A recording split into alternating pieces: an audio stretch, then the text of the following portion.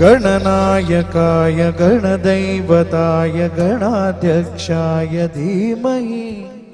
गुणशरीराय गुणवन्दिताय गुणेशानाय धीमहि गुणाधीताय गुणाधीशाय गुणप्रविष्टाय धीमहि एकदन्ताय वक्रतुण्डाय गौरीतनयाय धीमहि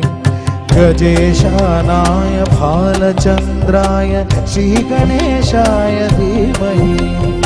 एकदन्ताय वक्रतुण्डाय गौरीतनयाय धीमहि गजेशानाय भालचन्द्राय श्रीगणेशाय धीमहि